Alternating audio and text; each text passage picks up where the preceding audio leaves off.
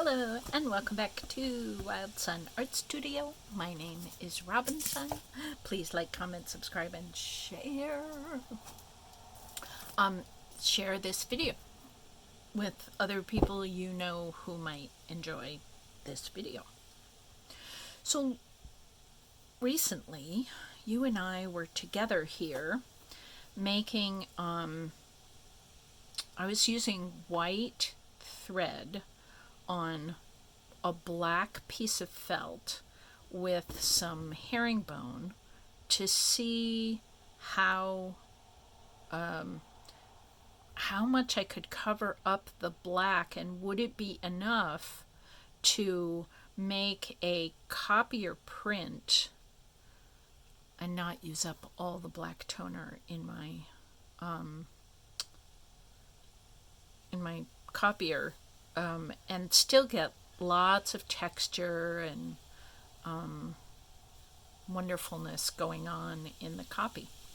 So then I thought, many people enjoy making journals and all kinds of stuff with papers that have a brown tone in it, and this tends to come from very old papers that had just started to brown and to yellow and stuff with age, and also tea dyed, coffee dyed papers, stuff like that. So I'm not usually very attracted to browns, although I have to say, those journals that are made out of all those old-fashioned papers are really pretty. I mean, I get it why people would use them. But in general, I tend to like bright colors better. But I was thinking about, what if, those embroideries that I made with bright blue and yellows and oranges and reds, and what if that's kind of not your thing and that seems kind of garish to you? What if you were more interested in something that used more neutral colors? So I got out some neutral colors of floss, and I decided to use a piece of, and this is actual wool felt, not polyester felt. It doesn't really make a difference, but it does when you craft. But just sewing on it, covering the whole thing up with stitches, I'm not. It's not like the needle goes through it any easier or with more difficulty, or it doesn't seem to make a difference. So anyway, back to, this is brown felt, and I'm using these neutral colors on it. This is a back stitch. Can you see? This is a feather, and I have outlined the feather using my Clover Chalk O liner.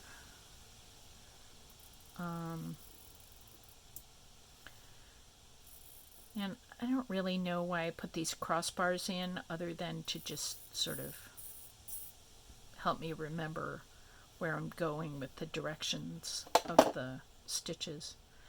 But I hold it, and then the chalk kind of brushes away, and so I keep having to remark the fabric, the felt. So this is me using a back stitch to make these long barbs on the feather, which I have to say, I think looks really cool. I realized that these lines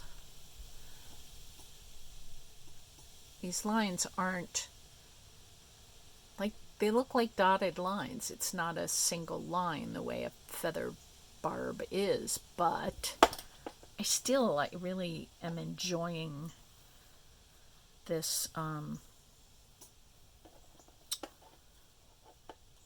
this stitch and how it's working out. So this is a back stitch, you go backwards. I'm going in that direction. Can we see? Yes. So it's a little fluffy, actually. There. So I go backwards, and basically I either go in where I came out of or just a couple of fibers that way. And I'm going underneath, and now I'm going to go ahead of this thread. And then you just do that over and over again. You go backwards, and then you go a double length, stitch length forwards. And then you go backwards and forwards, and you just keep doing that. And I find this to be one of my favorite meditation stitches, or prayer stitches, or thinking stitches. I mean, it's different now because I'm talking to you, but if I'm just sitting here making the stitches, I just kind of get a rhythm going. And if I ask a question of the universe, the great beyond, the god or goddess of my understanding, I tend to get answers, like something will pop up. And one of the things that I've found is that the more I walk into a prayerful situation where I'm talking to spirit and hoping for answers, the more I walk into that and expect the answers to come back at me, the more they actually do. I remember trying this, 20 or so years ago, and I would think, are you there? Are you there? Are you talking to me? And who am I talking to? And there would be so many doubts that a lot of other things could happen to kind of distract me from the answers. But then somewhere around, I don't know, almost 25 years ago, yeah, especially right around the turn of the century, I just started expecting answers and getting them.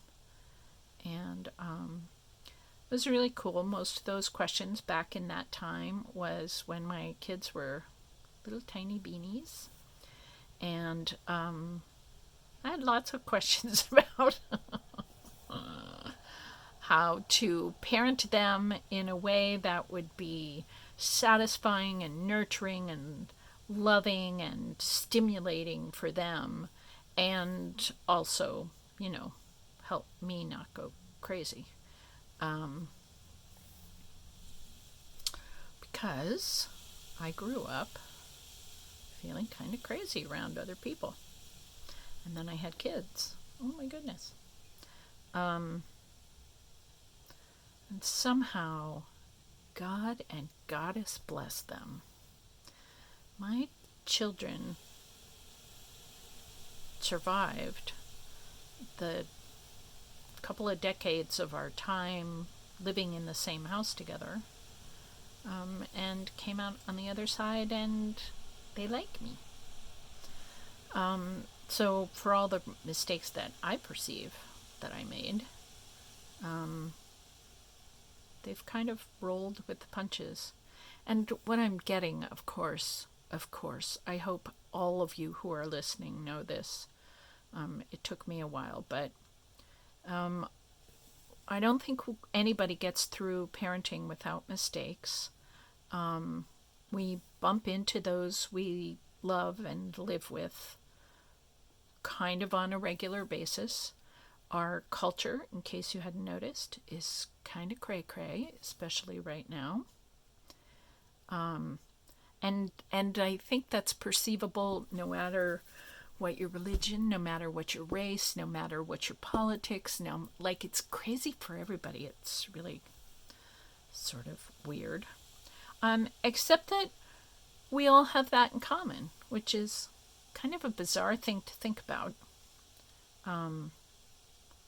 Everybody thinks our culture is kind of whack right now. So we all have that in common. Yeah, yes. We're not different. We're the same. We're all exactly the same.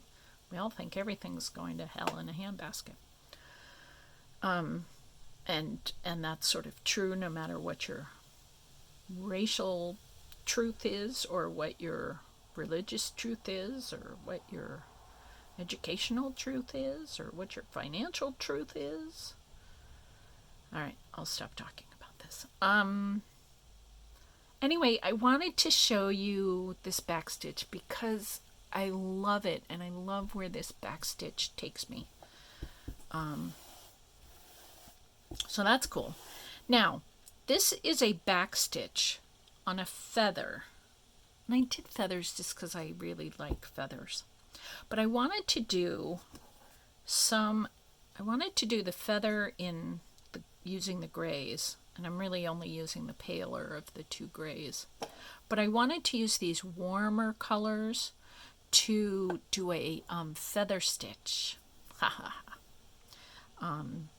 in the background. So, as you saw, I'm going to take this is sort of a middle off-white color in the range that I chose. And I could have done this before and set up a needle, but I didn't. So I'm going to split this in half. There are 6 strands in this floss. There we go. I'm going to back up, and you're not going to see my hands for a sec, but I'm still here. I'm just splitting the threads, and I need to be able to spread my arms while this untwists.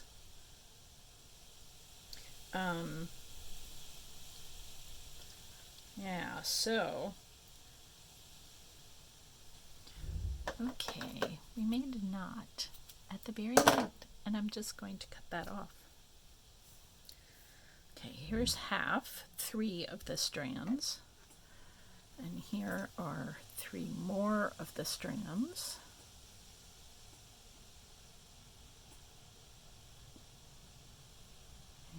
And get that through.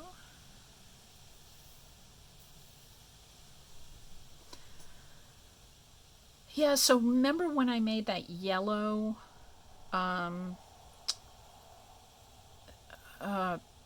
all over, full page embroidery, and I had different rows of different kinds of stitches. When I did the row that had different, like I do a feather stitch down the length, and then I did a bunch of them, and then I started going over the top, so I'd have a feather stitch on a feather stitch, and I kind of like how it turned out. So let's do this again. I don't know if you can see it, but there is a chalk line here. I traced around a piece of cardstock and made this frame for myself. So now I have exactly where I want the background to come in. So this is going to take me a while, but I'm going to make feather stitches. Can you hear the wind out the window? We're having a really blustery day today, and it's very exciting. The leaves, it's actually, this morning it was gray, very gray. I thought it was going to rain, but it didn't. The wind came in, blew away all the dark, thundery clouds, and it's now quite sunny and blue skies and white puffy clouds. It's very pretty outside, but still lots and lots of wind. So I have all these trees outside my house, and they all wave in the wind and dance. So in case you didn't know, this is a feather stitch. And imagine a line that goes, kind of wiggles down the middle, and then there's a floof to the right and the left. So here I'm doing a little floof over to the left by making these little almost cups, a little tiny open vessel.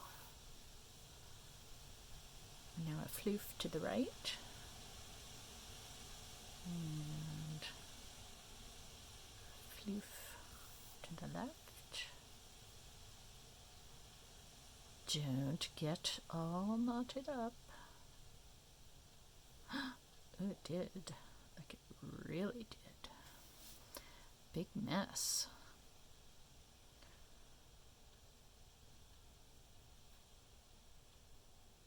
I wonder what's going on here. Well, take up the rest of this video getting the knot out. There we go. Yeah, so I think what I'm going to do is I'll switch through the different colors and put in basically one full layer of rows of the feather stitch coming down, and I'll stop around the edge of so there's a little kind of frame or ripple, an edge around the feather.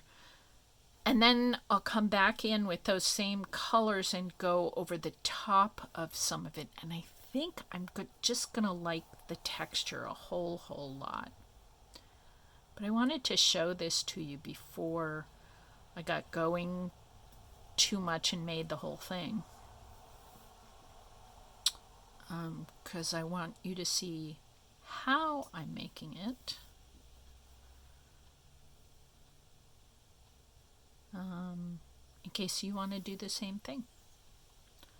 So you could make these sort of prongs, barbs on the feather.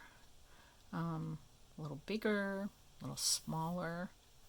I wonder what this would look like if you took all 6 strands of the floss and maybe made these stitches a little wider and bigger than they are.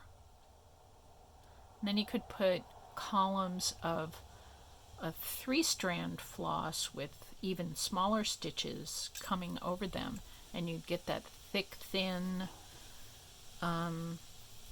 texture going as well with the... Yeah, I have to say, just suggesting that I'm less in love with that idea. I don't really like sewing with all 6 strands of floss. It seems very bulky.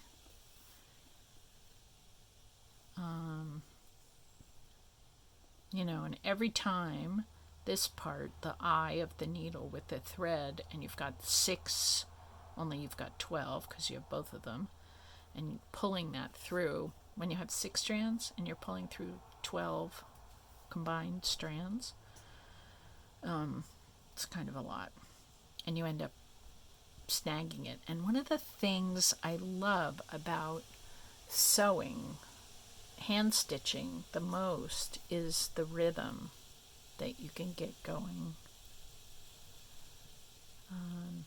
And that's where all the Q&A time, for me anyway, it's just a really strong practice for me.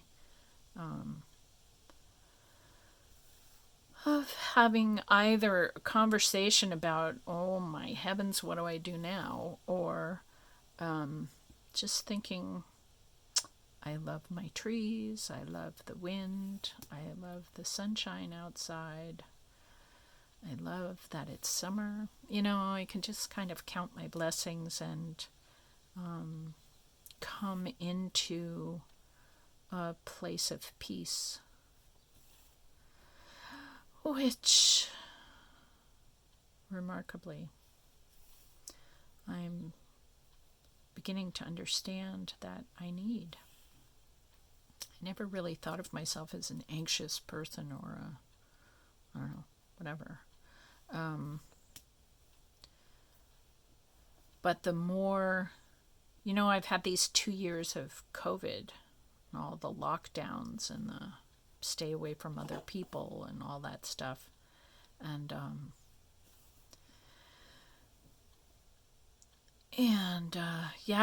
I realized that I like the quiet.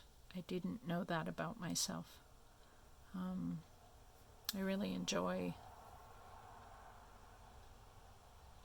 the peace and the quiet and not having to be some sort of whoever I think that other person wants me to be.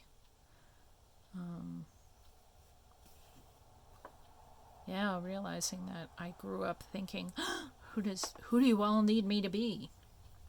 And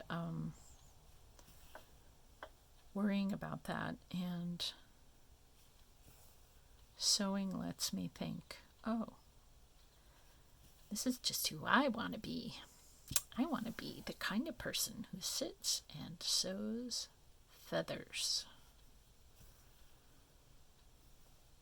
And so I do this.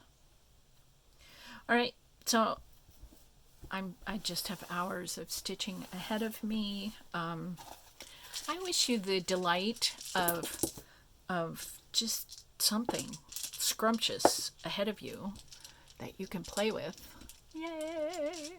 Hours and hours of a project. I mean, if that is fine, if that makes you feel, I don't know, exhausted, then don't do that. Do short things. But I wish you good projects. I wish you wonderful, fun things to do. I wish you the time you need to do them. I was thinking yesterday about how important it is that we make beauty in this cray-cray time of our existence and our culture as we're kind of figuring things out on a new level here. Just make beautiful things happen. Like if you can't, if all the cray is getting to you. This is what I thought about me. Make beauty. Just never mind the rest of it. Just make beauty for now. And things will work out. So I wish you projects that are beautiful that you can make and put that energy into the world. And the little sparkles fly around the globe and come to you in your space if you want them to. I hope you feel great and have a good life, and I'll see you next time. All right, bye.